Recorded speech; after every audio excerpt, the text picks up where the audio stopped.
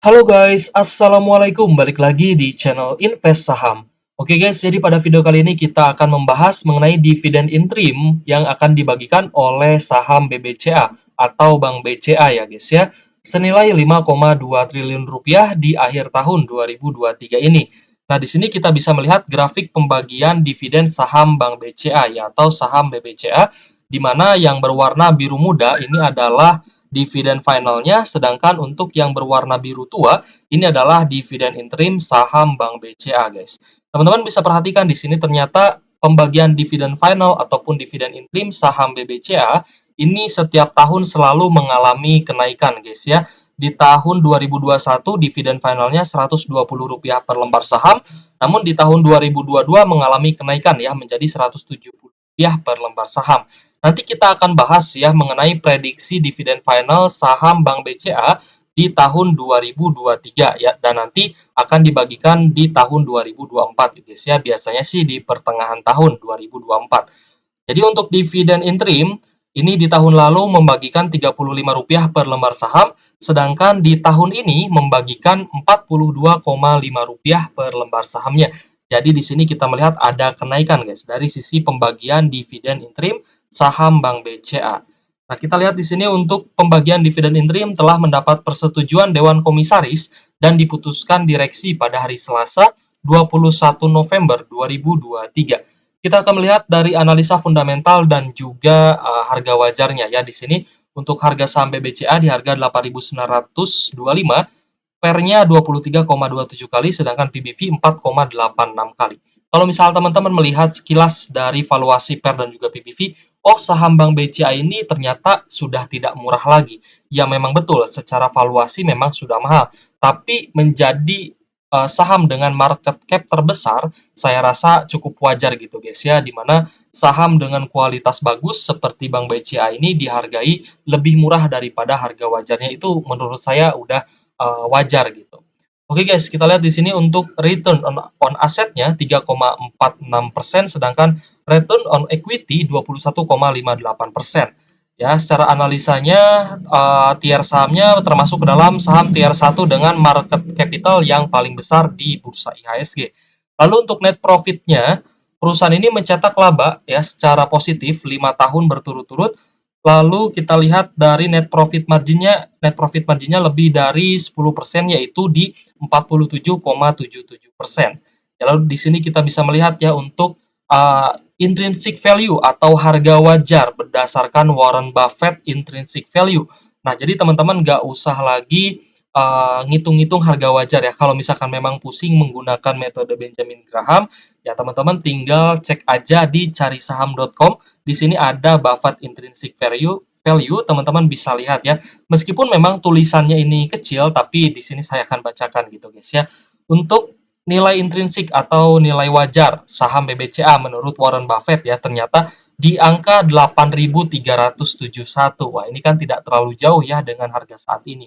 Lalu kita pun bisa melihat di sini secara PBV ya atau price to book value ini sudah over value, secara nilai wajar ya menurut Warren Buffett juga di sini sudah over value. Nah, kita akan lihat untuk harga saham Bank BCA memang cenderung sideways aja di harga 8.925.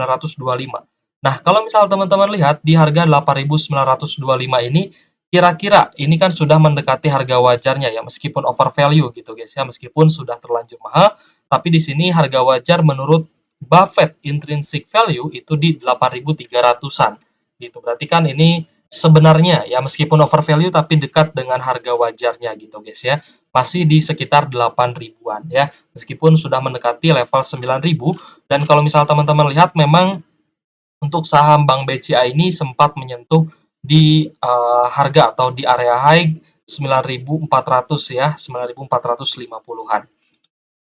Nah, kita akan bahas ya untuk saham-saham lainnya juga yang nantinya akan membagikan dividen interim ya, yang sudah ada isu pembagian dividen interim itu saham Bank BRI, guys. BRI juga sudah ada isu, tapi belum ada keputusan kapan akan dibagikannya, berapa besar dividen interimnya ya untuk Bank BRI. Mungkin teman-teman holder ya saham Bank BRI atau BBRI ini harus bersabar dulu nih ya. Jadi kayaknya BBCA dulu baru BBRI gitu guys ya.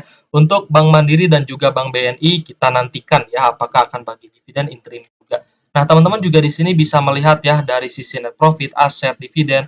Tapi kalau misalkan saya lihat sih memang ini cari saham.com sepertinya memang website baru ya, jadi di mana dividennya pun datanya belum masuk semua gitu, guys.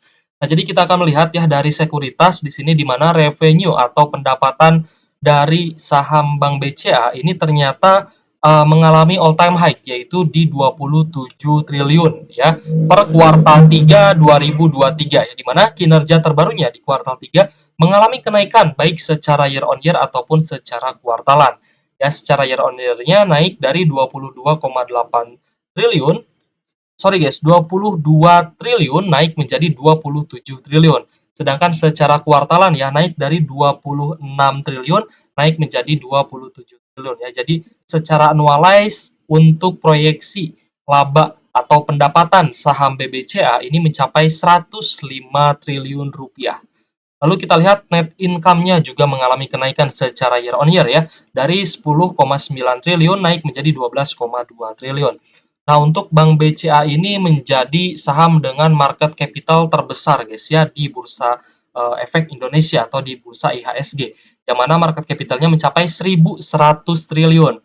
Disusul oleh BBRI 818 triliun, lalu ada Bayan Resources 646 triliun ya. Ini berdasarkan Stockbit sekuritas gitu. Tapi kita belum lihat di mana brand ya guys ya. Mungkin brandnya memang di posisi 3 nih. Nanti kita akan update. Ini kayaknya brand deh guys ya, bukan Bayan guys. Karena kemarin brand itu sempat menyalip market capitalnya BBRI, tapi karena brandnya turun, jadi BBRI-nya naik lagi. Ini kayaknya sih brand ya, mungkin tipe gitu guys. Oke guys. Nah, jadi kita lihat di sini cash-nya untuk Bank BCA 15 triliun, lalu total asetnya 1.381 triliun, liabilitas 1.145 triliun ya. Ini adalah total kelolaan dana ya yang disetor oleh nasabah, yang ditabung oleh nasabah Bank BCA dan juga dikelola oleh Bank BCA. Jadi wajar kalau misalkan saham perbankan liabilitasnya itu tinggi. Lalu total ekuitasnya 235 triliun.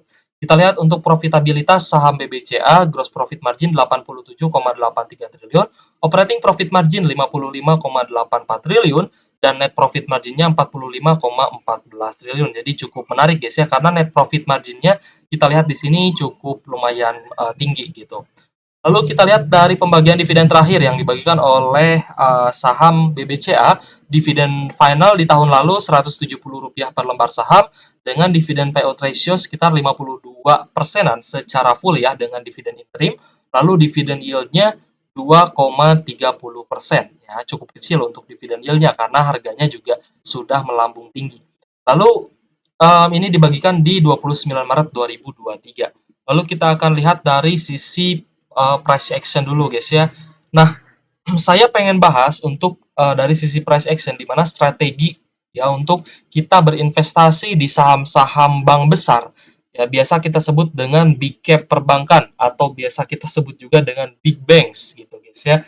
Nah, strategi yang paling bagus adalah teman-teman boleh menggunakan strategi DCA atau dollar cost averaging, di mana teman-teman setiap bulan menyisihkan penghasilannya teman-teman untuk membeli saham BBCA secara rutin dan juga teratur ya, dan juga konsisten gitu guys ya. Tapi yang menjadi titik ininya, titik pentingnya atau poin pentingnya adalah di mana teman-teman seharusnya tidak beli saham BBCA ini ketika harganya tinggi. Meskipun jadwalnya di bulan itu harus beli. Misalkan teman-teman setiap bulan menargetkan untuk beli satu lot saham BBCA. Berarti harganya di sekitar 890 ribuan sampai 900 ribuan kan.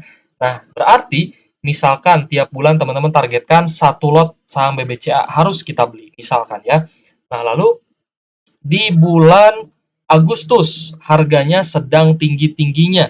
Apakah kita worth it untuk beli saham BBCA ketika harganya sedang all time high? Menurut saya tidak. Ya, ini tidak worth it sama sekali. Meskipun kita menggunakan strategi dollar cost averaging, kita tidak seharusnya beli saham BBCA di harga atasnya atau ketika harganya di puncaknya. itu menurut saya adalah keputusan yang kurang bagus gitu guys ya. Strateginya sudah benar, tapi keputusannya kurang bagus. Jadi harus gimana dong Kak biar keuntungannya maksimal? Saran saya adalah teman-teman harus jeli melihat area low-nya. Teman-teman harus jeli di mana harga saham BBCA ini turun. Ya, waktu itulah waktu yang paling bagus untuk beli saham BBCA. Nah, kapan sih ketika BBCA ini dia turun gitu? Kapan gitu ya BBCA ini turun? Teman-teman bisa lihat di sini ya, di mana di sini kalau digambarkan ini ya ada gunung, ada lembah gitu guys ya, ada gunung, ada lembah. Nah, sebisa mungkin teman-teman belinya itu jangan di puncak gunung ya, tapi di lembahnya ya, di dasar lembah. Nah, ini area beli yang menurut saya lumayan cukup bagus. Lebih bagus lagi kalau misalkan teman-teman bisa mengikuti siklusnya IHSG ya. Ketika IHSG-nya turun, cenderung turun, pastinya saham big cap perbankan pun atau big banks ya, empat saham bank besar pastinya akan turun. Dan ini terjadi juga di saham Bank BCA, guys ya, di mana ketika IHSG-nya turun ya, waktu itu turun. Nah, di sini juga Bank BCA-nya ikut turun dari 9.450 dia turun sampai menyentuh area low di 8.600. Nah, di sekitar 8.600 inilah waktu yang paling bagus, waktu yang paling tepat untuk membeli saham BBCA. Kak, kalau misalkan saya beli saham Bank BCA tapi harganya dia turun misalkan ya, lalu saya floating loss di saham BBCA, apakah saya harus cut loss? Jawabannya enggak. Enggak usah cut loss, teman-teman tetap nabung saham, teman-teman nanti akan dapat dividen dari saham BBCA plus kenaikan saham BBCA. Kenapa saya bilang kenaikan? Nah, di sini ada keuntungan capital gain di mana teman-teman ketika belinya di harga murah, ketika teman-teman belinya di area lembah, ya, ketika harga saham BBCA-nya nanti naik, ini teman-teman akan mendapatkan capital gain. Ya, keuntungan capital gain-nya dapat, keuntungan dividennya juga dapat gitu guys ya. Dividennya kan ada dua kali ya, ada dividen interim dan juga dividen final. Nah, ini saya coba jelaskan secara perlahan ya biar teman-teman lebih mengerti gitu, di mana area beli, di mana area jual gitu ya. Nah, ketika harga sahamnya ini naik, ini sebenarnya banyak sekali orang-orang yang menjual saham. Meskipun memang sahamnya bagus ya, tapi banyak juga teman-teman trader ya yang bukan investor jangka panjang itu mereka menjual saham di harga atas. Jadi teman-teman jangan beli ketika harga sahamnya di atas. Ya, teman-teman belinya ketika harga sahamnya turun. Nah, jadi strateginya gimana dong? Strategi DCA tetap teman-teman gunakan ya. Kalau misalkan memang eh, targetnya beli setiap bulan gitu ya, menyisihkan setiap bulan maksud saya. Nah, kalau misalkan targetnya memang menyisihkan setiap bulan, berarti teman-teman dananya itu disisihkan di RDN ya, di rekening dana nasabah gitu. Lalu tunggu saham BBCA-nya turun ya. Ketika saham BBCA-nya ini turun, teman-teman tunggu ya di mana sih area low-nya ya, di mana sih dia bottom-nya gitu ya. Nah, teman-teman juga bisa perhatikan IHSG. Kalau IHSG-nya belum naik signifikan, berarti bukan waktunya beli saham BBCA gitu guys ya. Nah, ketika ada reversal seperti ini ya, ada pembalikan arah dari area 8.600, ini teman-teman sudah masuk dalam area beli ya, sekitar 8.600 sampai 8.800. Ini masih sangat bagus untuk membeli saham BBCA gitu guys ya. Nah, penjelasan saya seperti itu ya, semoga mudah dipahami. Dan untuk memaksimalkan potensi cuan teman-teman di saham gitu ya dalam berinvestasi saham. Ya, jadi capital gain-nya harus dapat, dividennya juga pasti dapat gitu guys ya. Kita lanjut ya ke pembagian dividennya. Nah, ini data ya dari sekuritas yang kita dapatkan. Memang Bank BCA dari tahun 2009 ini sangat rutin bagi dividen setahun 2 kali. Ya, jadi sudah dapat dipastikan sampai beberapa tahun ke depan pun Bank BCA ini akan rutin bagi dividen setahun 2 kali gitu ya. Kita lihat chartnya secara 5 tahun ya, memang Bank BCA ini dia cenderung naik. Harga sahamnya cenderung naik gitu guys ya. Hanya saja memang di tahun ini cukup sideways untuk saham Bank BCA-nya ya. Jadi teman-teman harus pintar-pintar dalam entry strateginya ya, dalam membeli saham jangan sampai belinya di harga mahal ya. Usahakan belinya itu di harga murahnya. Oke guys, kita lanjut ya. Nah, di sini kita sudah bahas ya, Bank BCA adalah saham dengan market cap terbesar di IHSG, yaitu 1.100 triliun ya market capitalnya. Kita akan lanjut bahas prediksi dividen saham BBCA ya. BBCA di harga 8.925. Di tahun sebelumnya yang kita bacakan di sini untuk tahun 2020 DPR-nya 48%, lalu 2021 DPR-nya 49%, dan di tahun 2022 lalu DPR-nya 62,12%. Ya, jadi di sini kita prediksikan untuk dividen payout ratio atau DPR 40 sampai 70%. Di mana 40% ini DPR terendah, 70% DPR tertinggi dan sudah termasuk ke dalam dividen jumbonya saham BBCA kalau membagikan 70% dari keuntungan saham BBCA.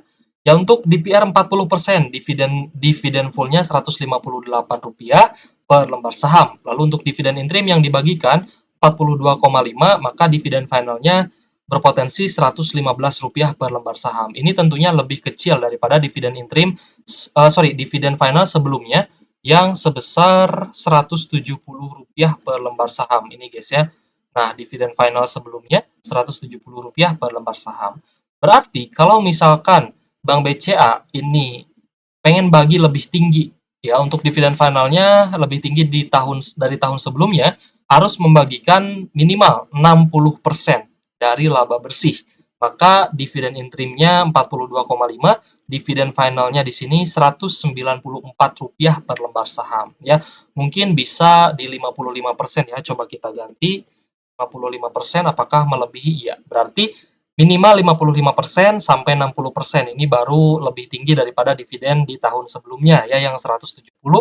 Nah, di sini diproyeksikan 174 sampai Rp194 per lembar saham dengan dividen yield 2 sampai 3%-an gitu guys ya.